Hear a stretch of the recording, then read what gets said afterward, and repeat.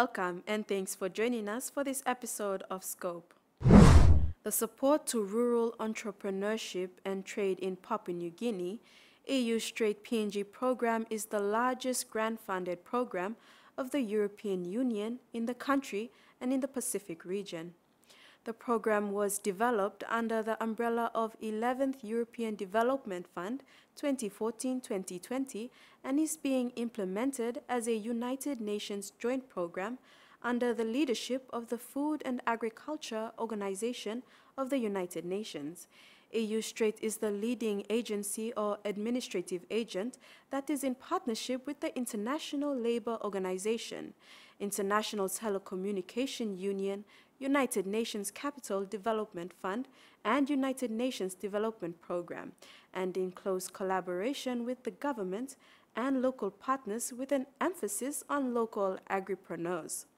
EU-STREIT has focused on the East and West SIPC areas of PNG for the 3 value chains initiated by the STREIT program, aiming to achieve overall objectives in increasing sustainable and inclusive economic development of rural areas. The STREIT program focuses on 3 value chains of cocoa, vanilla and fisheries in aquaculture, riverine and inshore or reef, and it aims to achieve an overall objective to increase sustainable and inclusive economic development of rural areas through a combination of 2 integrated outcomes. The first being increasing the economic returns and opportunities, cocoa, vanilla and fishery. The second is strengthening and improving the efficiency of value chain enablers, including the business environment, and supporting sustainable, climate-proof transport and energy infrastructure development. EU-STREIT PNG is the flagship program for the Hand-in-Hand initiative in Papua New Guinea.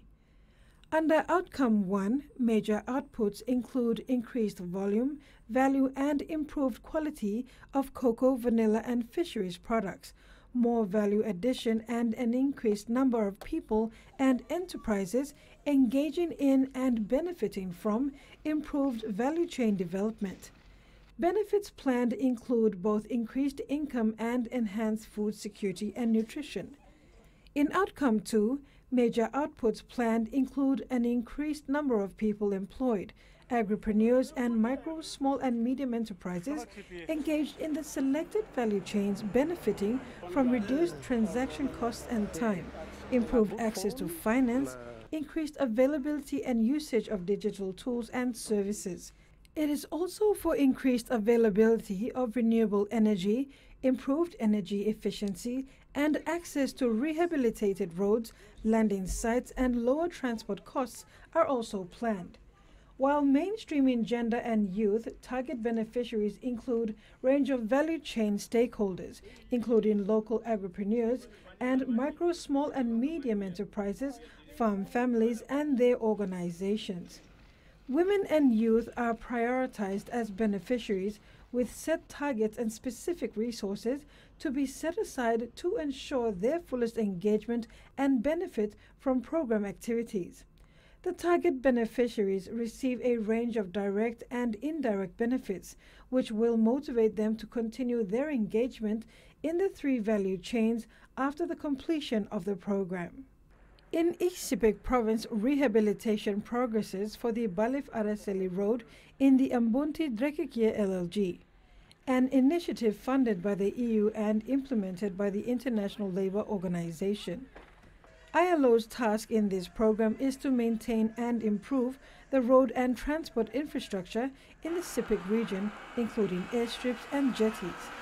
Since 2021, they have been doing routine road maintenance, which involves community groups along the road corridor. They look at mothers, the youth, and especially widows and widowers who can be engaged in maintaining the road. The routine maintenance is to get the infrastructure to a condition conducive for all road users.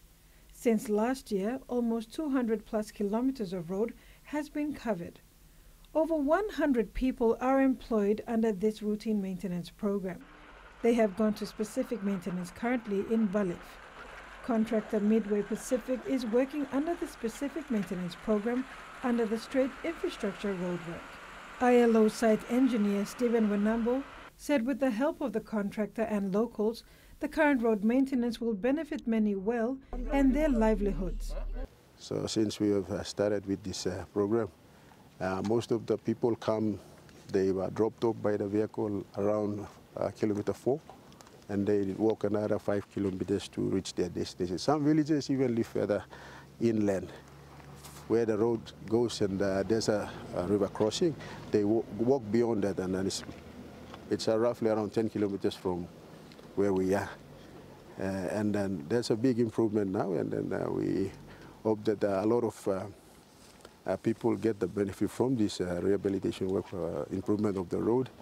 There are schools and a healthcare center at the end of this road that also benefit from this improved infrastructure, and the villagers are very happy to be a part of its maintenance, as it has been well over 30 years since they had any notice to their daily struggles. Long time we play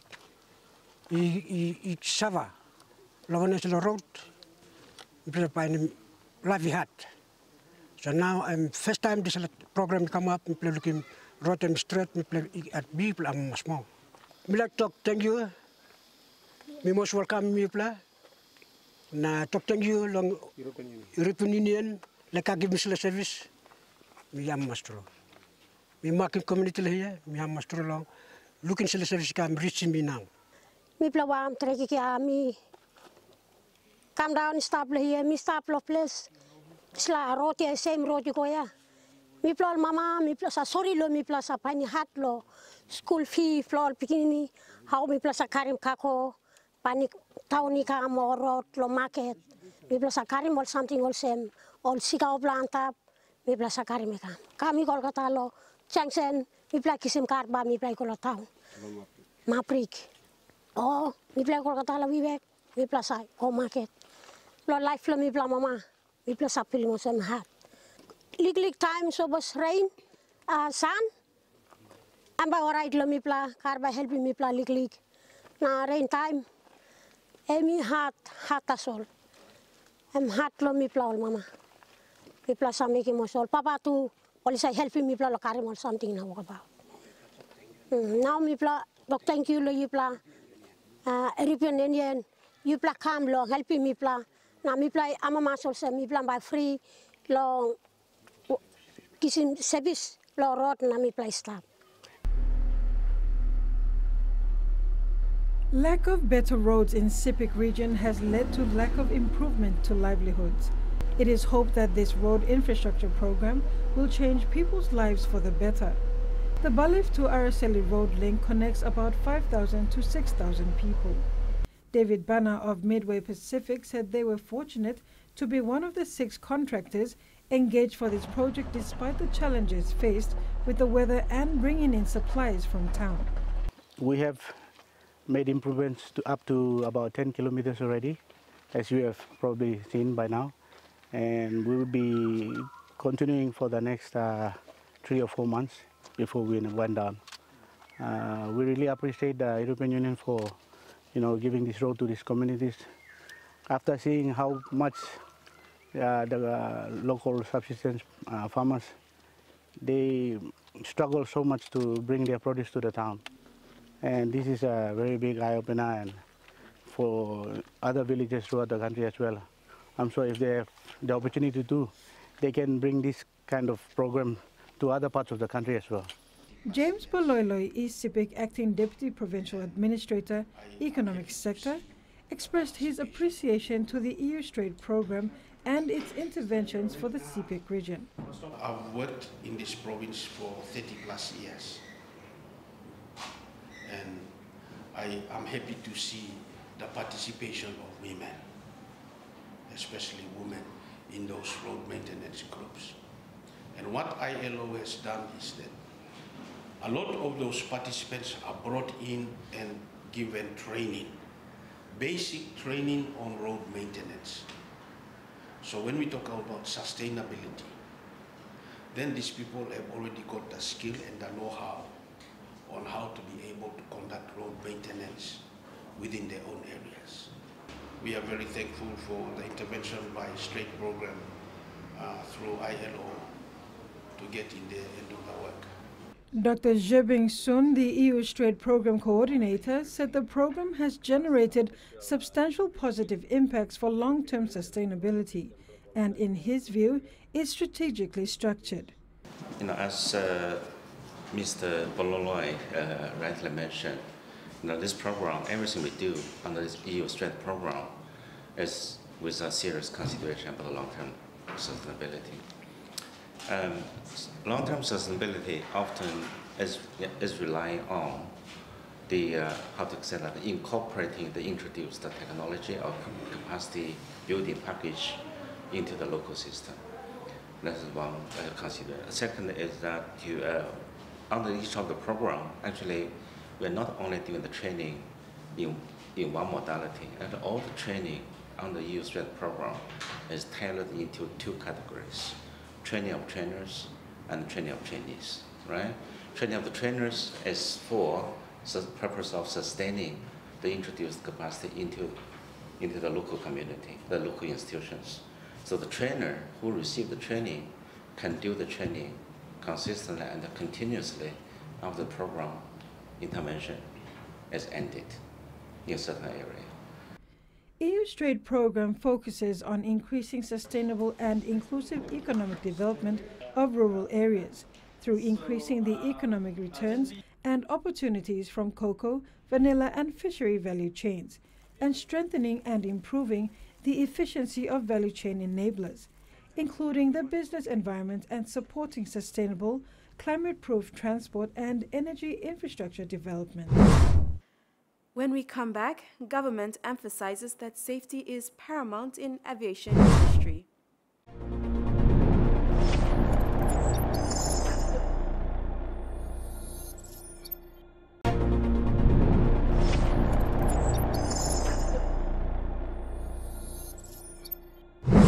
Nadzab and Kiunga airports welcomed flights on Monday, September 5th and Tuesday, September 6th, after nearly 4 days of closure.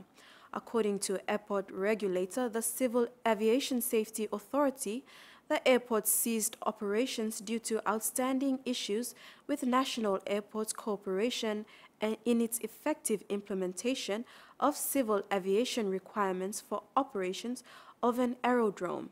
However, NAC CEO Rex Kiponge maintained these were administrative issues that could have been solved by two aviation agencies, which resulted in a tussle between CASA, PNG and NAC. The minister responsible maintained in Parliament, safety is paramount and cannot be compromised.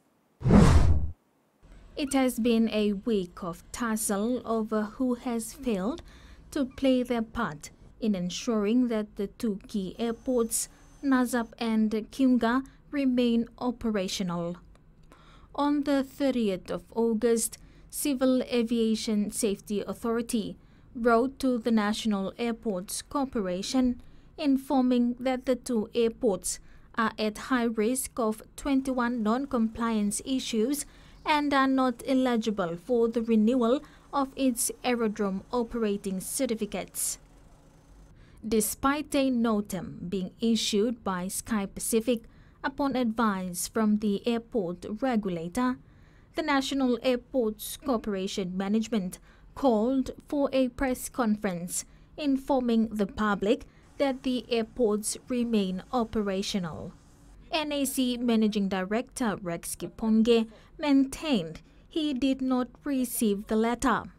I want to put on record, I have not received any letter or notice from CASA Director. Therefore, as far as I am concerned, as far as the management is concerned, and as far as NAC is concerned, our operations into Nadzab and our operations into Kiunga remains operational and is business as usual. Mr. Kiponge also refuted claims by CASA that NAC staff have not passed the fit and proper person test, labeling it as an administrative matter. It is an administrative matter that can be solved. That does not pose a significant risk to shut down the second largest airport and Kiunga Airport. Following this press conference, CASA Director Benedict Oraka said the actions taken by CASA PNG is the result of outstanding issues with NAC in its effective implementation of civil aviation requirements for operations of an aerodrome. He said under PNG Civil Aviation Rule Part 139.3 requires the National Airports Corporation to have a valid aerodrome operating certificate for the Nazap and Kiunga aerodromes or airports. Mr. Oraka added that the board and the managing director of NAC have allowed the aerodrome operating certificates to expire on the 31st of July 2022. He said audits were conducted on the Nazap and Kiunga aerodromes in July 2022, where the 21 non-compliances were discovered. On the floor of Parliament, Civil Aviation Minister Walter Schnoebelt maintained that the safety of the travelling public cannot be compromised. He said the priority of the Marape Rosso government and the ministry in the PNG aviation environment is safety, and that will not be compromised. He also revealed differences with agency heads within the aviation sector that the ministry will have to address. People have got problem. Now CASA PNG no got road now, but to look at the penalty issues surrounding this matter. Me like clear him to solve to the public also. NAC, it been working decision, or NEC, National Executive Council been working decision or replacing board. NAC board, National Corporate Operation Board, Lord July 2021, before my time. One long board member, through lo MD, oli Karim decision lo NEC go lo court, no li kisi stay order, long installing new pula board. And situation belong NTT is stop also. Anta belong in. I would like to inform the House while I'm here. As Teta Sol, Managing Director of the National Airport Corporation, ibingo kisi wampla court order ken. Stay order belong issuing no term advice. Minimal same advice belong closure belong all airport because he got defect problem or non-compliance issue problem. Money no got registration lo car belong in. I mean no got driver's license. I karim now, kasa go lo court. Na put him stay long, issue him closure notice. Tasol, I mean like lari mo nara pala balus lo len. Tasol ere dong belongin lo net set, you know got registration. So when an authority any got lo disala. All problem. All problem. Me as a minister tete, me na passing back, me na blame him nara plan. I've inherited and I will take it on. On behalf of the Marape Rosso government, safety and priority belum ipala.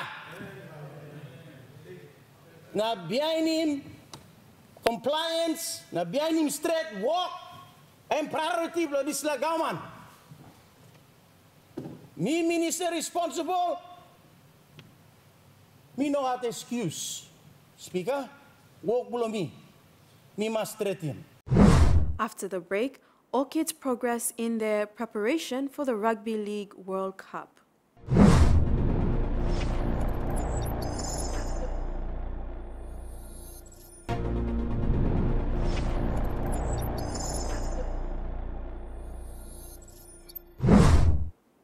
The Santos PNG Orchids final selection process has been completed with the recent announcement of the final 23 women's squad as the journey begins on the road to Rugby League World Cup 2022. The Rugby League World Cup is the pinnacle event in international rugby league calendar and will be held from October 15 to November 19, 2022 in England.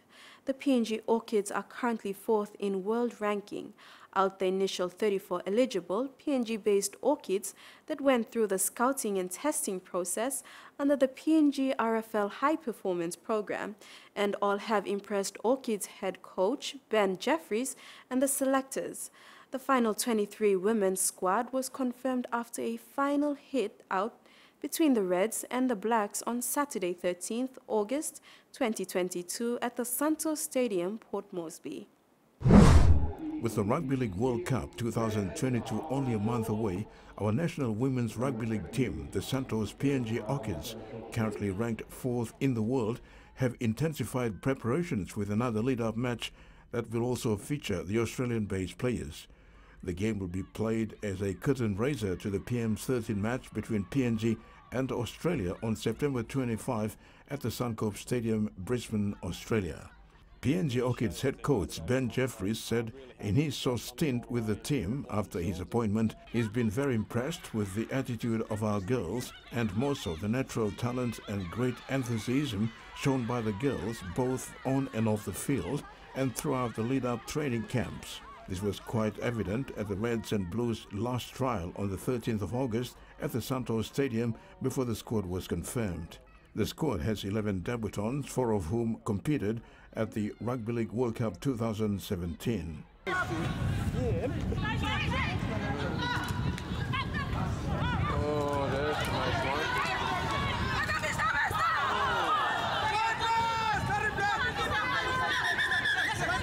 Focus is to nurture young talents and bring them up to represent PNG Women's Rugby League in the highest level for years to come. 2/3 of the squad, which has an average age of 25, is based in PNG, while 4 players have current or recent experience in the NRL women's competition, namely Elsie Albert, currently at St George Illawarra Dragons, Jessica Reeves, Brisbane Broncos last season, while Shelley Long, St George Illawarra Dragons last season, and Theresa Ayton, Parramatta Eels last season.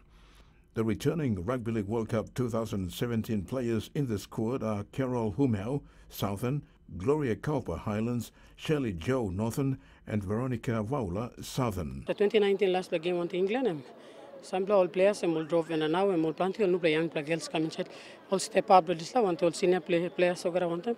Ogara boom na maybe work as a team. So game plan now I'm alright. Maybe ogara look forward to set make a final squad because of World Cup. All the best law. We said make a team lem, and maybe I look forward to go. We said make a lem, and boom until Australia base. We said make it the final squad World Cup. But game to game now come on top, and women check Billy go grow come on top, and maybe plus the 4th low world ranking too. So, yeah. So me and me, suppose me making team game about second World Cup to me. Na me I'm a leading all girls so weekend game. Na me prepare to play the World Cup. To UK, me not been going. I'm first time to me making team. Yeah, we look forward to making. Played Canada, Brazil, and UK. That's our pool for this World Cup coming up. Orchids players, which will be critical for the younger players within the group. We're trying to embrace certain things called orchid efforts, which these girls understand internally. So if they can embrace those sort of challenges that put in front of them. With halfbacks, it's about controlling a game. Do they have a kicking game? Do they have game management? If they're a front rower, do they run hard? Do they tackle hard? And if they're an outside back, do they break tackles? Do they make meters? Our game's quite simple at times. When you break it down, there's a lot of components, but I'm pretty sure each individual understands their role going forward. Coach Jeffries also gave a brief outline of plans to have warm-up games prior to the Rugby League World Cup tournament. PM13 will be a bit of a trial base, but when we get to the UK, they'll have another trial before they get to Game 1 in the UK for the World Cup. So before Game 1 in the World Cup, they will have a PM13 game and a trial game versus York. So that will sort out who starts Game 1 pretty much. Code-hopping Rugby 7 speedster Joanne Laguna makes her debut for the Orchids after impressing selectors at the trials, which now makes her a dual international. Yeah, maybe COVID been come up, 2019 come on. We cannot been travel, but so maybe just come join the league, like kisi fitness about, but me no been chosen, but me come into this like PNG Orchids now.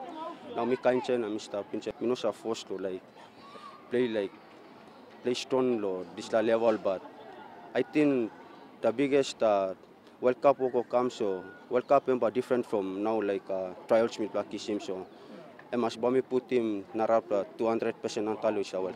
For Orchid's chairlady, Okara Yogi, she was over the moon with the girls' work ethics who displayed good attitude, discipline and commitment.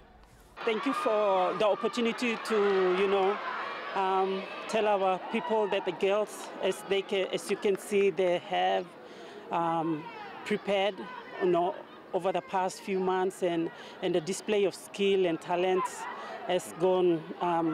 They have stepped up and they have shown that they can take the world. And I'm impressed with the preparation so far, and the display of game that they're playing today is very impressive. It's gone beyond. I haven't seen any drop balls. Well, I'm not a rugby player, but I haven't seen many drop balls. And a lot of skill, the technique. So yeah, great to see the girls that they have picked up and are now at that level where they can play in those international games. We are on 4th ranking, and everyone here, we want to do better and go up to the next level or bring the cup home. So it's not going to be easy walk in the park. It's going to be on merit. So the girls know that, so they're giving it their all out there on the field. And that ends Scope this evening. A kind reminder to apply simple measures to prevent the transmission of the coronavirus. Regularly wash your hands with soap and water, cough or sneeze into your elbow, and exercise social distancing. If you are feeling sick, please stay at home. You can also call the COVID-19 hotline number for more information or assistance. Thank you for your company. Bye for now.